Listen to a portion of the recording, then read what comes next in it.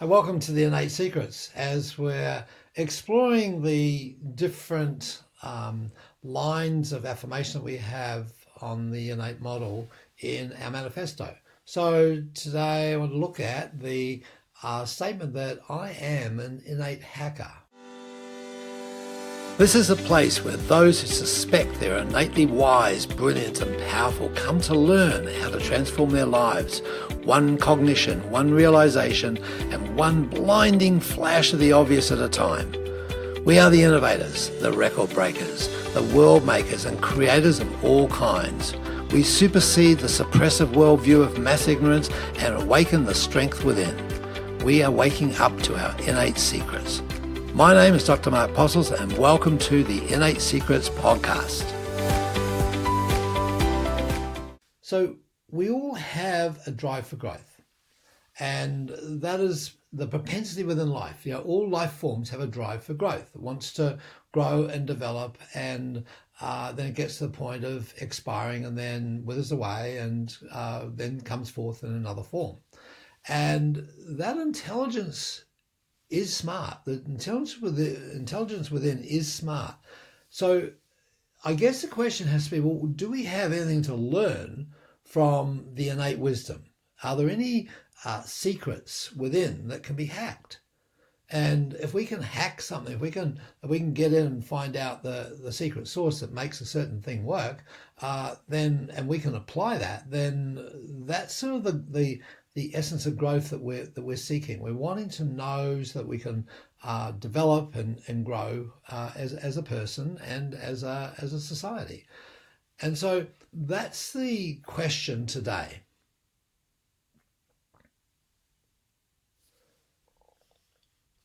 Now, does innate have secrets waiting for us to discover?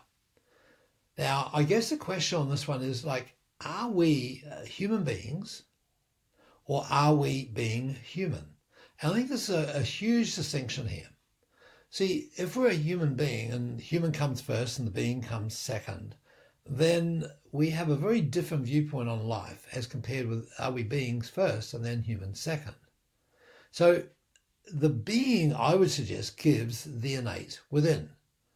And that innate uses the clay and the resources to mold the form. Whatever substance is around, life will turn that into what it needs for its expression. And so the food that we eat, all the different components of the food are used by innate to form into what it is that we need. That is the cells and the tissues and the organs of the body for the function of growth and development. The air that we breathe is combined with the food that we're taking in. The water we take in is mixed with that in the right quantities, in the right order, at the right time, by the right organs, with the right distribution amongst the organs proportionate to their needs.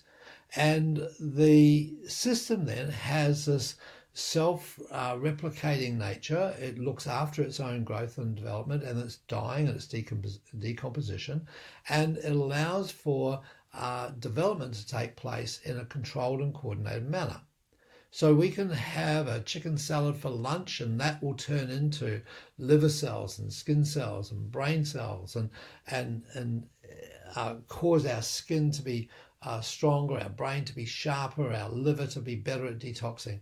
And it does all that with a piece of dead meat and some plants that were alive and now will be dead, and it extracts everything it needs out of that.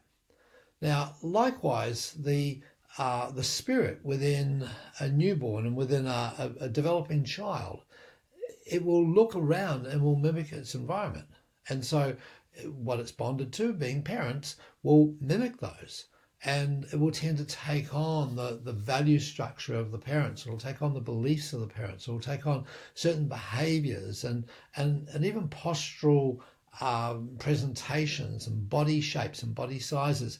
The child will take that on board because the being is driving it, and the being drives that connection. So it's like a little duck, if if it's orphaned from its mum and dad, then it'll bond to the cat or bond to the dog, and it thinks it's a cat or a dog, and it will follow it around and it'll try and bark with a quack and so forth. So that's the nature of life.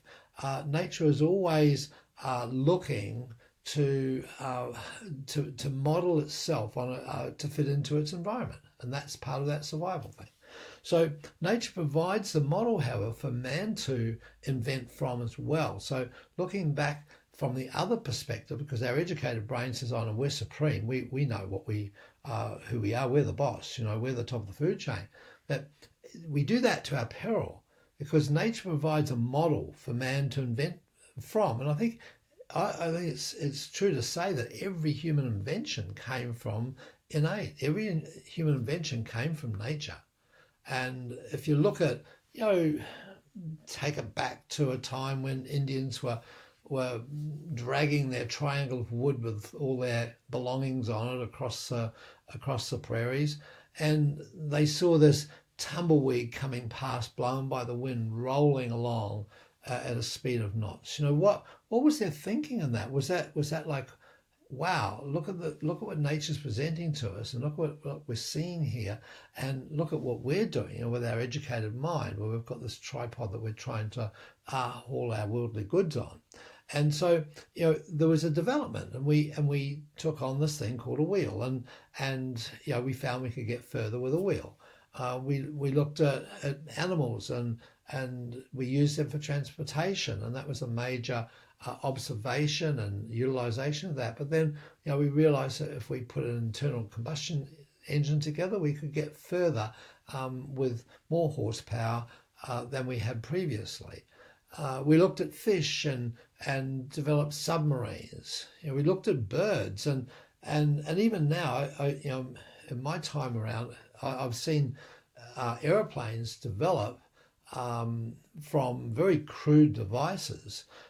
When looking compared to the bird that it was modeled on, it was very primitive. It's a very fragile sort of reproduction. In fact, just in recent times, in the last probably 10, 15 years, airplanes have got those winglets on them. And if you look at an eagle or hawk or an elegant bird that glides and has a lot of strength in its wing structure, and a lot of stability, and can be buffeted by winds, and it holds its line, that has winglets. It has tips on its wings that go up. And it's just that our technology hasn't been able to grapple with that and develop it, but it's been there in nature. And this is the whole point, that these forms that we've developed with streamlined cars, that have a low drag coefficient, they're mimicked in nature. They're a copy of nature. They're a copy of the innate wisdom, that energy that puts of the being that puts the clay into a certain form, and it knows how to create it. And so then we come on, we copy it. We look at our cities throughout the history of mankind, and the water reticulation and the sewage systems and so forth. And then you look inside the body and look at even down to a cellular level. You have those very things there right in front of your eyes. They're there. They're the ability to clean itself, the ability to access fresh food is there at a cellular level. And we've just copied that as a human being. We've never, ever been able to create a cell. We haven't created this, a living, vital cell from scratch. We've been able to clone cells and stuff, but they haven't come from nothing. They haven't come from what you had for lunch today with that chicken salad. You can't give a scientist a chicken salad and say, "Hey, make a liver cell, please." It doesn't happen, because there's an element that's missing there, and that's that innate wisdom, that innate design. So we look at the natural world and we develop a science around how we can do that too. And that's been the nature of who we are as human beings, and what we're here to do. We're here to respect nature. We're here to respect the innate wisdom. And we're here to tap in to the innate secrets that are around us and that are part of us and are part of everything that we do. And we're gifted with that.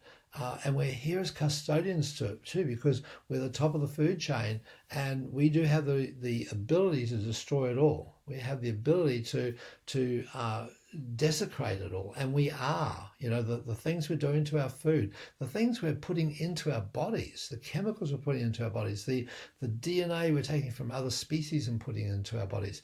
There's a huge desecration of life on this planet, and it's not about the external stuff. I mean, sure, there's a global warming and so forth, which is, in part a product of our lifestyle. There's the greatest desecration is the desecrating we're doing to our innate, the desecration we're doing by virtue of the mental pollutions we're putting into our bodies, and through our ears and eyes, and then the physical pollutants that we're putting into our bodies that are allowing them to break down and allowing the innate system to have to adapt. And that adaptation is going to be huge in time to come. It's only just beginning, and it's going to become quite an issue that we're going to be laden with over a period of time. It's been said that the 7 generations required to rehabilitate from trauma, be it emotionally or physically. And I think we're going to be living through that stage where we're having to repair. Once we stop putting in the pollutants, the innate systems are going to have to cleanse and repair. So anyway, so the point being is that the being is the prime creator and the human is the secondary creator. And we're amazing creators. But we've got to create with the secondary stuff that the primary creates. So we are creators nonetheless though. So the take-home message from this is trust the being, not the human. And within that then, hack that innate being, hack that innate wisdom, hack that innate knowledge that it knows what to do, it knows the right thing to do at the right time, and be aware of that and hack into it and use it for your advantage. And if you don't feel like an extra bit of cheesecake, don't have it. It's like if you don't feel like doing something, listen to your body and say, is that my educated or my innate speaking? Because the innate may be saying, go out and go for a walk, and the educated is saying, stay home and have a beer.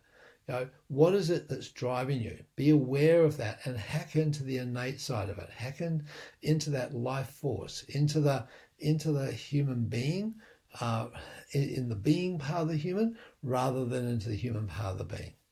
So that's my message for today, and that's one of our lines that we use in the manifesto that we have, which is a statement of our core values within the innate model and the innate secrets. Let us show you how to fire your brain in ways that serve you so that you can be confident, connected, and bring joy and passion into what you do every day. Get a free copy of my book, The Innate Model.